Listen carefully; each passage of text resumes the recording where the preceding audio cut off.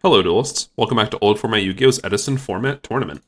Today, we have down here in the bottom one Giant Leap, aka Brad, who is on Gladiator Beasts, Frog Monarchs, Machina Gadgets, and Flamevale Sworn, with his Gladiator Beast being banned, a running joke at this point, versus Helmet, question mark, in the top of the blue, aka Adrian, who is on Vayu Turbo, Frog Monarchs, Machina Gadgets, relinquished, and his Vayu Turbo was banned. Let's get into this one. From what I remember, this is a pretty good match. Both duelists are very experienced. Brad is going to open up Spy, Book of Moon, Flamevale Firedog, Lila, Super Nimble Mega Hamster, and Trap Dust Shoot. He is on his, what's the word for it? Flamevale Sworn. Meanwhile, it looks like Adrian chose Gadgets. He's going to set Super Nimble, set Dust Shoot, set Book, and he's going to open with the Dust Shoot, which is obviously one of the best plays you can do in this format. Adrian is going to open Fortress, which is going back. Starlight Road, Mirror Force, Limiter Removal, Smashing Ground, and Oppression. Oppression's a nice one, but not in a board state where you have nothing. Adrian's going to set 5 and pass. Lila's coming down. I'm assuming Declare Priority. Hitting Smashing Ground. That's a really good hit. Hamster gets Raikou. Gets in for some damage. Ooh, set a Torrential. That's a nice one. Oh, first mill 3 from Lila, then draw 1. That was a bit of a correction we had to do. No problem. Mill 3 with Raikou, hit the Mirror Force, Torrential's going to be chained. Helps equalize the advantage a bit. Fire Dog's going to get in for 19. And now we have the first gadget, which is nice. We have an actual game. Book of Moon. So at this point, he already knows about the limiter removal, so he knew what he was going for. Fire Dog gets in, and I believe it connects. Brad's going to attack 3 times. It works. Flamevale Magician gets in for some damage too. Set Raikou, and yeah, no synchro play. I don't think it's necessary. It just plays into more back row, especially meaning mainly Oppression, because of note, Adrian could not have Oppression during damage step, because when Fire Dog attacks it activates, and Oppression can't be used in the damage step, so that kind of sucks for him. Gadget's going to try to kill Raikou, but it gets Book of Moon. Drew a D-Prison and set it, that's not bad. Brad Patek's Torrential, not too useful right now. Raikou's going to hit the limiter, which is quite nice. Fire Dog gets banished, but Magician does get in, and so does Raikou. Things aren't looking too good for Adrian, but a gear frame off the top is nice. He's going to summon that Fortress as well, get in for some damage. Brad is still conserving the Torrential. Very conservative play, but I like it. Spy activates. Okay, so a bit of an interesting chain. Spy activates, flip Oppression, flip Torrential in the Spy summoning, and then flip Starlight Road. Interesting play on Brad's part, I feel. Oh, sorry. Not an interesting play on Brad's part. This was a bit of a, in my opinion, a knowledge difference, because Adrian was not sure if you could Oppression in the same chain link it was activated. And I'm not sure if we ever found a proper ruling for it, but in the end we just agreed upon, yes, you could, and Adrian wasn't happy, so Brad paid the 800 and negated Starlight Road. Not ideal for Adrian, but he does top deck Pot of Avarice, so maybe he can make a comeback from this one. And I don't think he drew yet, but there we go. Bottomless in Solidarity, which will not do it, just from the Gale getting in for 13. Let's head on to match 2. Alright, Brad is up 1-0. Adrian looks to be on Gadgets again, with Brad being on Frog Monarchs. I know Brad net decked this list, because the one list that I put in like this little Google Doc for everyone to see example list played Nobleman of Extermination. It topped that in Edison tournament at that time. It was pretty funny. Adrian loses his Torrential. Set Treeborn, set MST, perfect. Knock hits, it's not ideal for him. Knock very strong right now, especially against Frog Monarchs. And Gadget gets in. MST is either going to hit Bottomless or Nobleman. Just realized I forgot to go over the hands, but this game's moving quickly. Soul Exchange for Caius, get rid of that knock. Advantages with Brad right now, I feel. Ooh, but now with that Fortress coming down with Solidarity, it's going to take some big damage from the Gadget and the Machina Fortress. Adrian also has D-Prison Protection.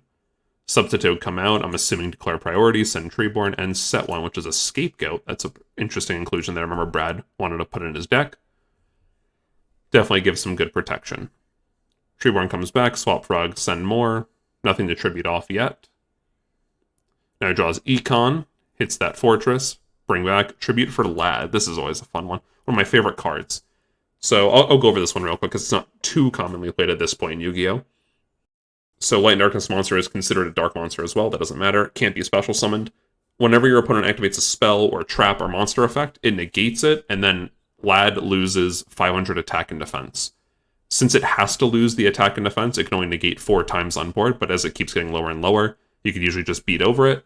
And when Lad is destroyed and goes to the graveyard, you nuke your own board and special summon a monster from grave. Nuking your own board typically isn't anything major, because you're playing Monarchs and you don't care about back row. So, very fun card, a very oppressive card too. And of note, it can't negate twice in the same chain. That is usually how you end up clearing it. With, like, let's say, activate Torrential, Chain Regeki Break, or something like that. Either way, it's coming down. Adrian's going to activate Deep Prison when it attacks, just to lower that attack a little bit. Cyber Dragon comes down. Because of Solidarity, it is large enough. Caius comes back from Lad, gets Smashing Ground. Treeborn comes back, Creature Swap. Swap Frog. Get in for more damage from Brad's side. Heavy Storm to clear the Solidarity, nice. Adrian's going to set a Pot of Avarice and Solemn Judgment. He has 4 monsters. Of course, that's what always happens when you draw it. Ooh, Substitute's going to get Judgmented. And now open board state, and Adrian rips a Solidarity, which is not needed to stop the Cyber Dragon damage for next turn. Honestly, I think that... I don't know if that judgment was correct. Like, maybe Brad could have done more damage. Yeah, he could have went for a Swap Frog, I guess, for more damage, but... was it game? No, it definitely was not game. So, I'm not sure about that. Who knows? But either way, looking at the board state, it looks like he was dead no matter what. So, match 3. Alright, Brad is up 2-0. Great place to be in. And let's see, is Adrian jamming it back? No, Adrian is on Monarchs this time. Adrian opens Swap Frog, Creature Swap, Ryza, Phoenix Wing Blast, Substitute, and Brain Control. I mean, any hand with Substitute is solid.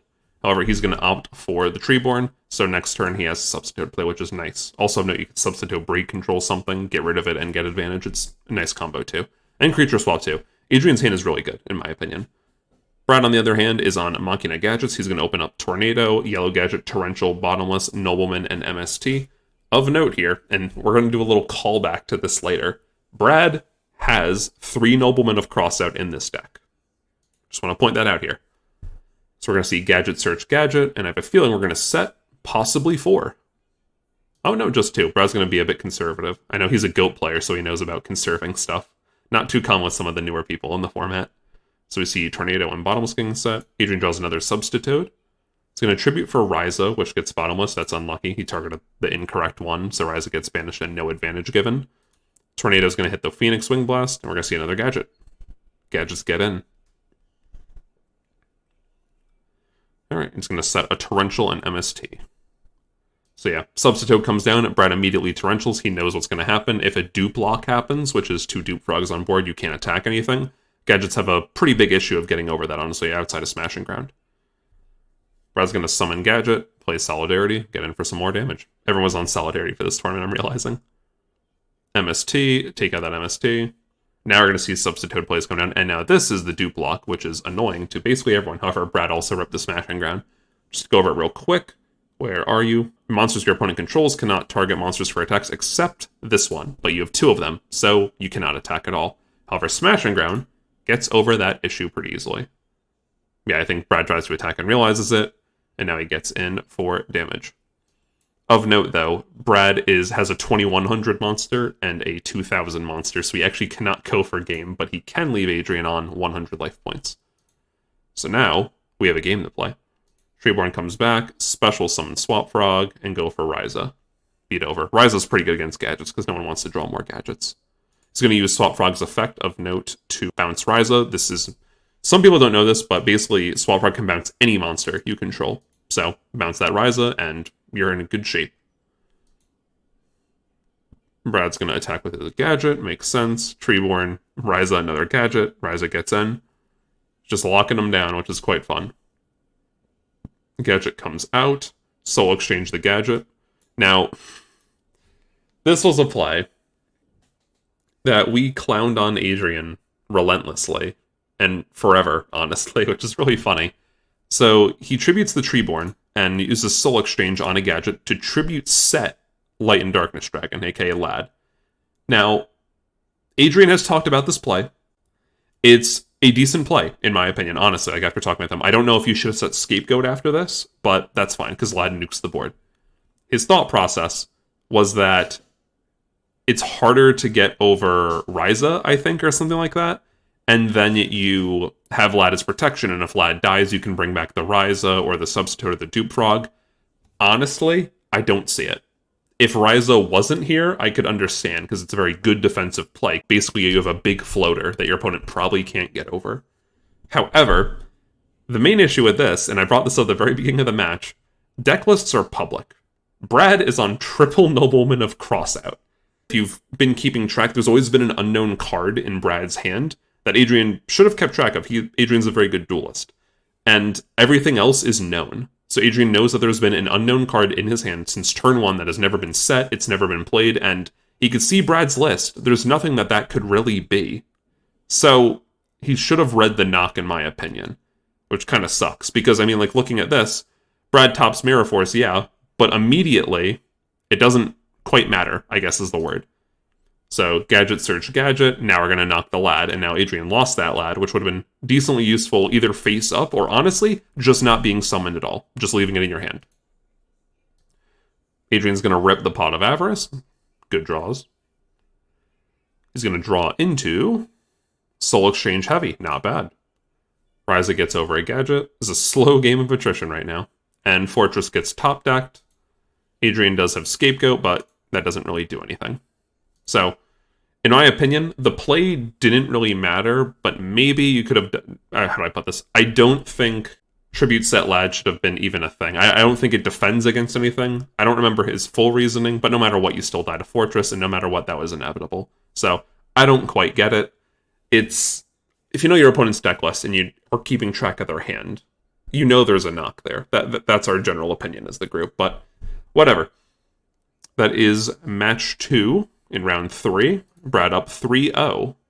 So, we're making a bit of a redemption from 1-1. I believe this was actually the pair down, now that I'm thinking about it. Let me check that real quick.